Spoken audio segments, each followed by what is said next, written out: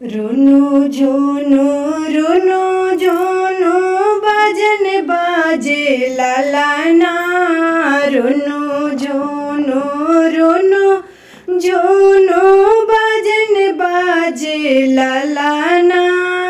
बाजन के आवाज सुन के भगना अइलन आगाना। बाजन के आवाज सुन के भगना अइलन आगाना। आज मामा नंबरी से पैर पूजे लालाना।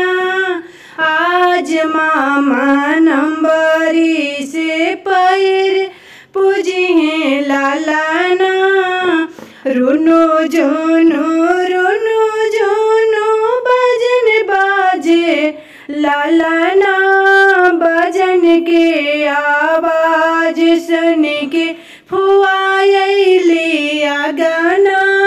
बाजन के आवाज सुन के फुआ अइली आगाना।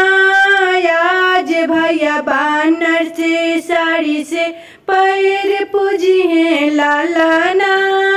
आज भैया बानर से साड़ी से पैर पूजे लालाना। भैया ता पैर पूजलन भुजले ले लालाना। भैया ता पूज दिहले भबिले लिहले लालाना। कैसन कांगाल घर के भौजैया हाई लालाना।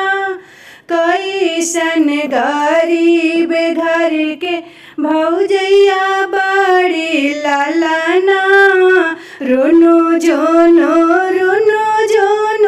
बाजन बाजे लालाना।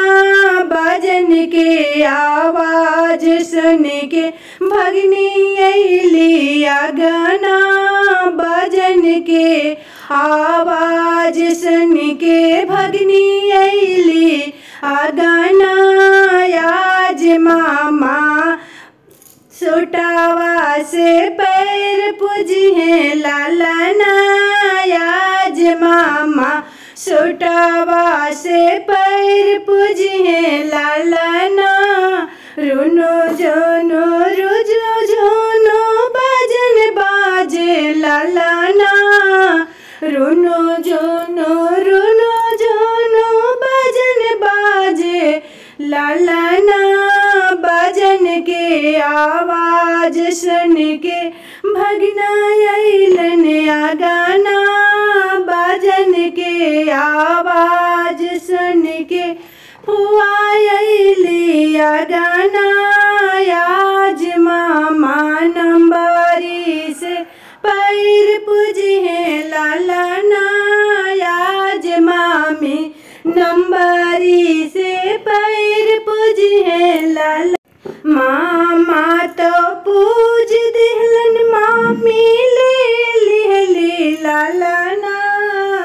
मामा तो पूज दिहले मामी ले लिहले लालाना। कैसन गरीब घर के मामनिया बड़ी लालाना।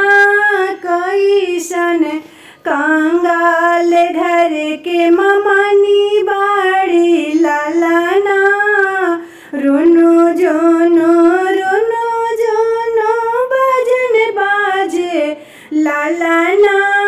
बाजन के आवाज सुन के भगनी अइली आगाना।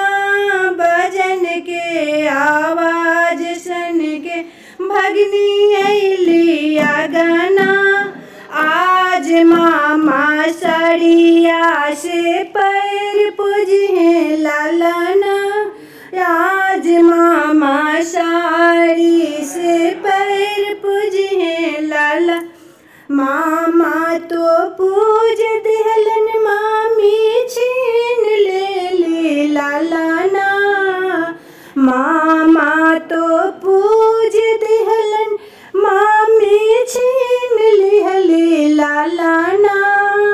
कैसन भी हरिन घर के ममानी हम